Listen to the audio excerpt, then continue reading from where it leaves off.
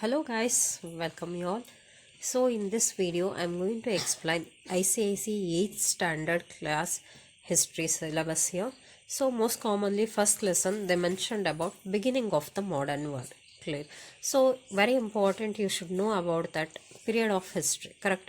So period of history means nothing. History has divided into different periods. So how that ICSE syllabus set it here means in 6th standard they mentioned clearly about the ancient period of history. So again you are moving towards the part of 7th standard history means they completely mentioned about medieval period of Indian history means different dynasties and all, different rulers, ruling system, their achievements, their contribution, like that. So while you are coming to the part of 8th standard syllabus, they mentioned about modern historical period. So especially some of the lesson they mentioned about modern world history, and some of the lesson they mentioned about modern Indian history. So your first lesson is beginning with the part of modern world history. So how that modern world beginning, so beginning of the modern world, it set it as your syllabus or in first lesson of your history syllabus. So one by one we can discuss in this video.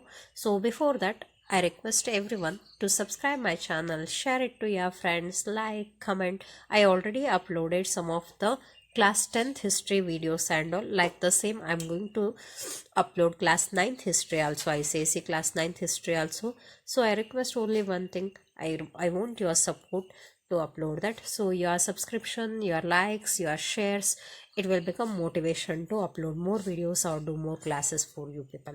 Yeah, okay, let's begin the class now. So first topic mentioned about periodization of history, right? So what about periodization of history? So most commonly history means study about past. So everyone know about that. So past incidents, past events and all, some of the battles, wars, conquers, capturings. So lot of different past events we are going to study means that study only we called it as history, like that.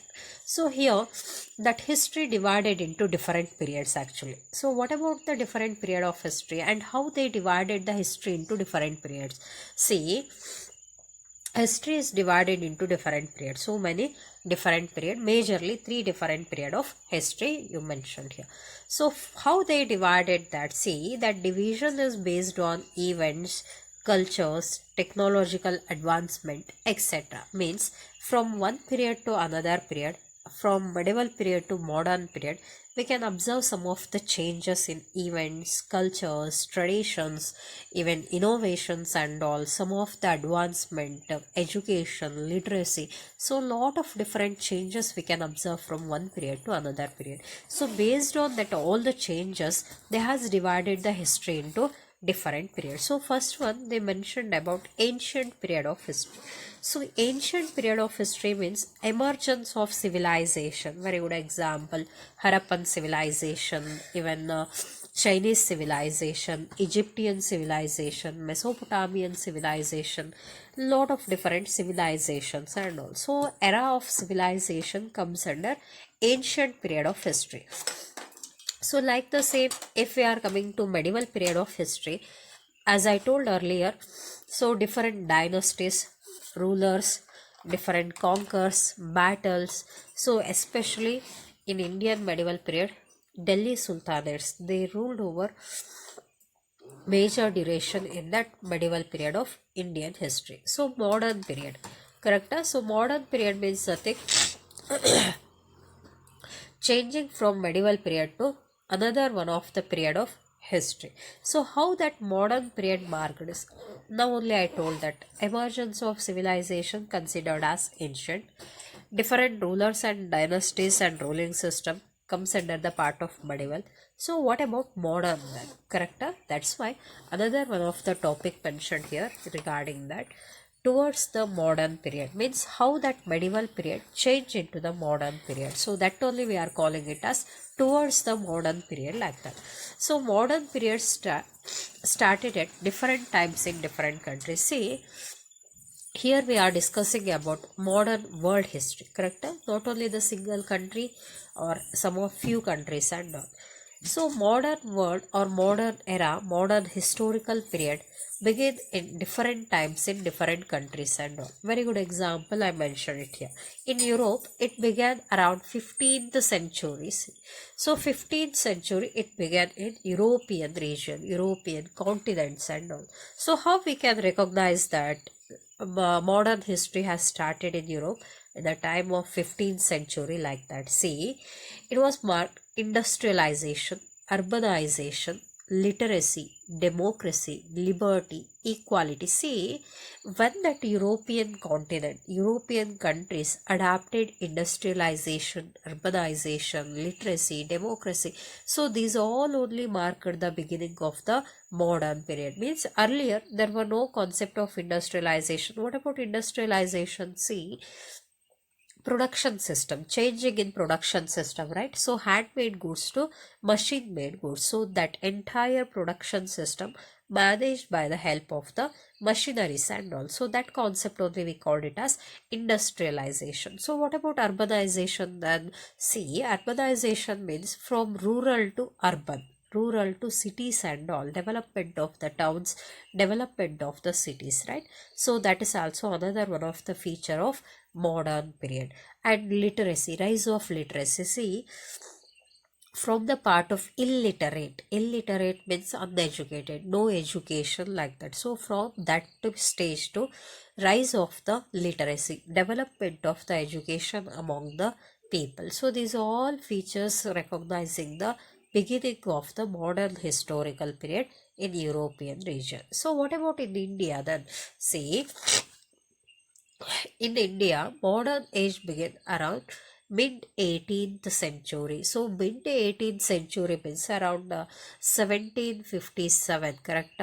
So when that Britishers captured that India means in the year of 1757. So why we are calling it 1757? Because that Battle of Plassey. So what about the historical importance of this year? Battle of Plassey. So what about the result of that Battle of Plassey? Britishers defeated Sirajuddin, correct, and captured the Indian territory. So that marked the beginning of the British administration or British ruling in our country. So that is calling as one of the beginning of modern era. So why that British conquest calling as modern era? We see, European countries at the time of 15th century, they adapted the urbanization, industrialization, everything. So when that Britishers, especially in the year of 1600, right? So 1600 Britishers entered as traders to our country. So as a traders, just they entered. So later, nearly in 18th century, beginning of 18th century or mid 18th century, with perfect plan and all, they started to capture the Indian territory. So it made the or it marked the beginning of modern period in India. So what it contribute, what that Britishers contribute, how that Britishers changed the events, culture, advancement in India means they started to introduce the Western education, global trade networks also represented. So global trade network means nothing. Earlier, Indian rulers, Indian people, just they resort to trade inside the countries, correct? So when that foreign traders entered to our country, they started to have the trading link between one country to another country. So this trading network we are calling it as global trading network. So these are all features marking the beginning of modern period in India as well as modern period in Europe.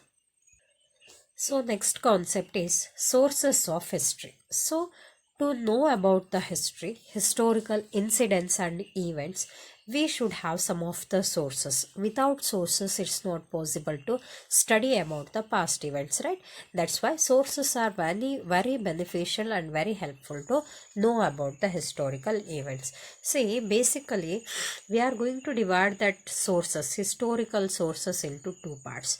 So what about that two parts means? One is archaeological sources and another one is literary sources. So what about archaeological sources? Remains, things. For example, remain potteries and all, fossils, monuments. So these kind historical buildings and all. So these all comes under the part of archaeological sources. So what about literary sources? So literary sources means nothing, written documents, right?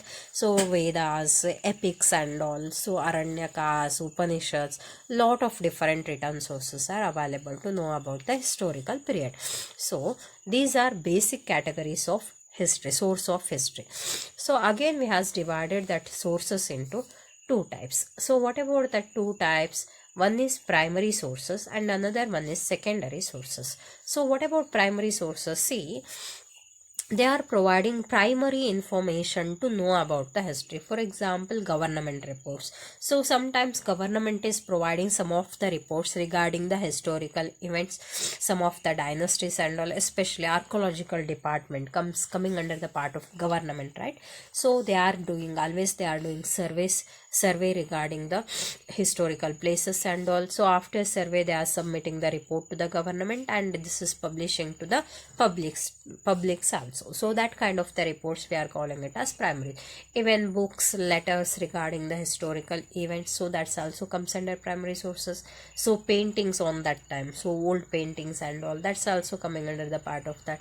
Even buildings, monuments, so these all are calling as primary sources. So totally basic information it is providing for us. So what about then secondary sources? Then see, secondary sources means nothing, writings based on primary sources, like that. So writings based on primary sources means based on these all things. For example, based on government reports, based on books and all, monuments, historical buildings. If we are going to write something, for example, one of the historical book written, I have read that book and later I am going to draw the conclusion for that book. So that conclusion is coming under secondary sources. That original book is coming under the part of primary sources. I can't alter that primary sources, but I can alter for some of the secondary sources and I can write the conclusion for that. So articles, reviews and all, so this all comes under the part of secondary sources. So this is regarding the sources of history. I hope what I am explaining you are catching that very easily, because in very simple language I am explaining to you. That's why I request everyone to subscribe my channel, share it to your friends, those who are preparing or learning in the ICSE class 8, so this video will beneficial for them also, and like and comment for next important topics. So we can go for next slide and next topic. So next topic is mentioned about era of Renaissance, correct? So Renaissance, that's also one of the marking of beginning of the modern period actually. So Renaissance means what it here? We are calling it as rebirth. So rebirth of what? Rebirth of what it here? So Renaissance means rebirth of human being, not it is, correct? So Renaissance means rebirth of some of the cultural changes, artistic changes, intellectual changes, etc. So it has changed the people, way of people lived and thought. See, earlier before the Renaissance, people were completely orthodox. They were completely having some of the blind belief and all. They were completely believing the church authorities and all.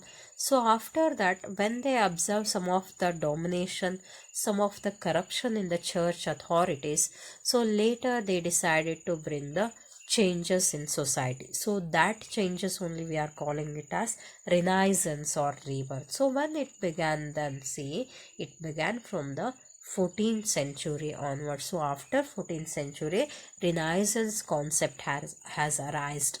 So before 14th century or earlier of the 14th century, completely people were loyal to the church authorities, but after that, when they got a clear idea regarding that, they started to raise voice against the church authorities. So this Renaissance concept spread among the kings, nobles, middle class, common people. See what it represents. So Renaissance concept started to spread with mass people. So even the kings, nobles, middle class, even common people also got an idea regarding the Renaissance, regarding the domination of the church authorities.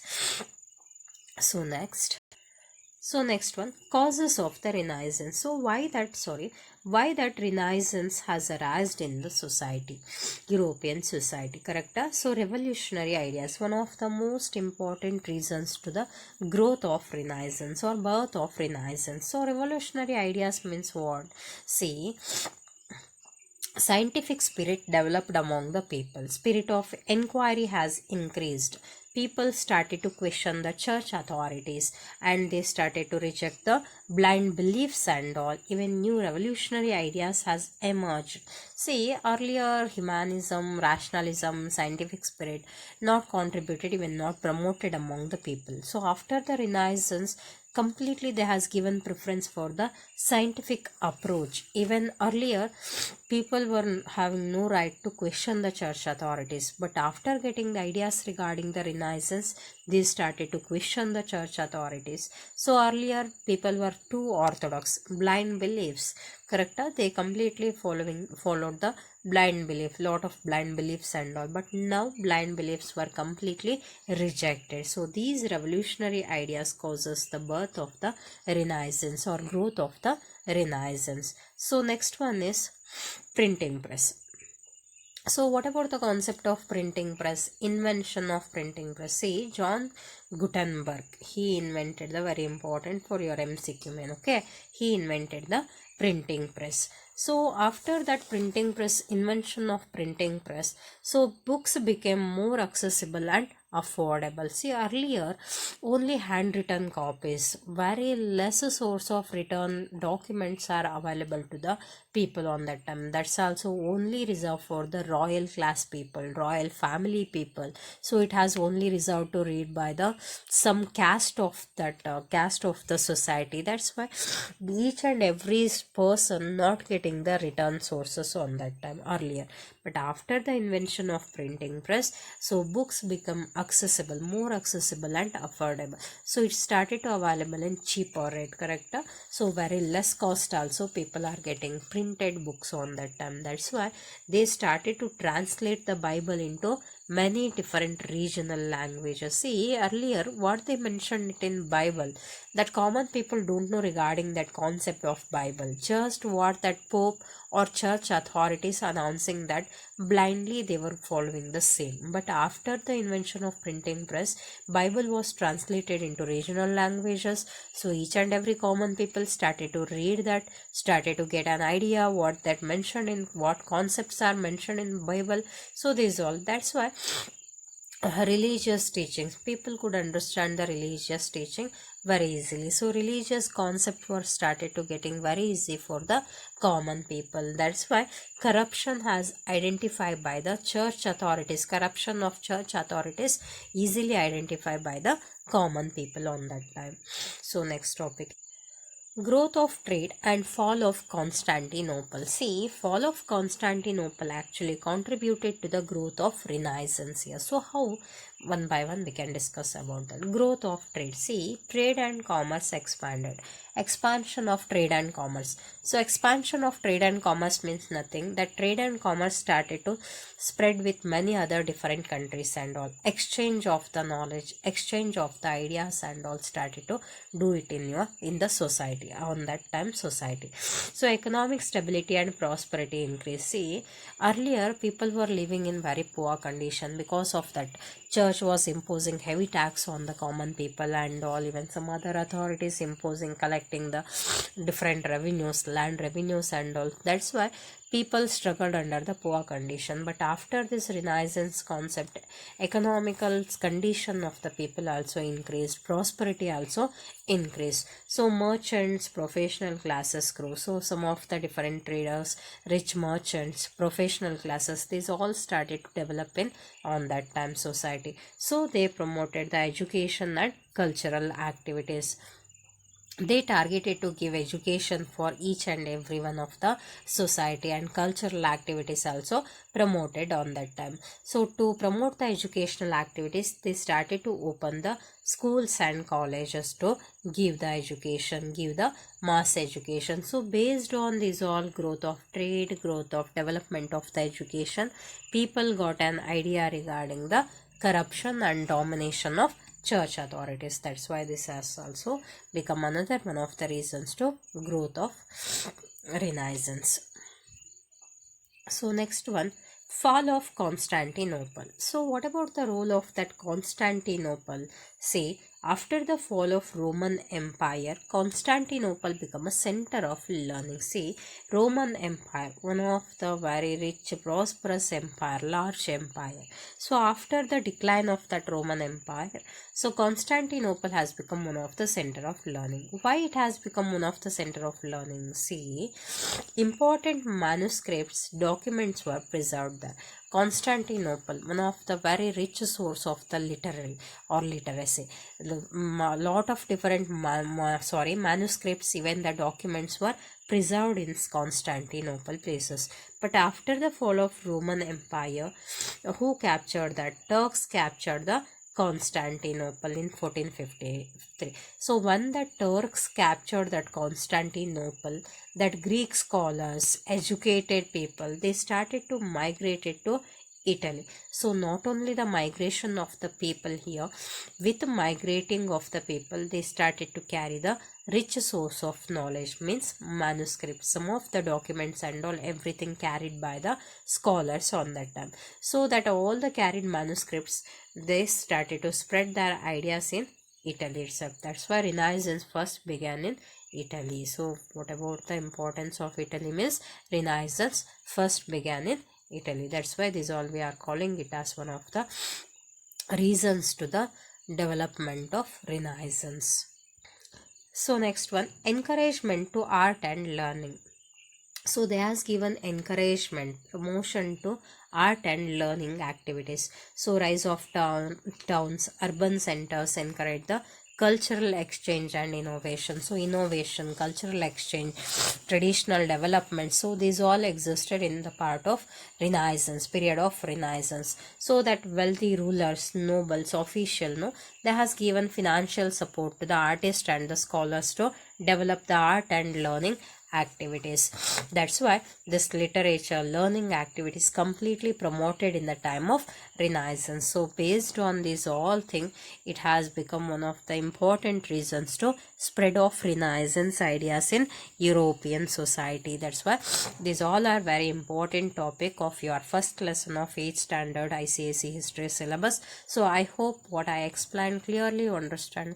If not, if you not understand the topic clearly, means comment me in comment box, so I will read the comment, and which topic you want it early, so I will do the classes on that topics, particular topics and all. So my videos are very beneficial for your class 8 ICSE class 8 preparation. So I kindly request with you, please subscribe my channel, share it to your friends, like, comment, and thank you for watching. Thank you everyone.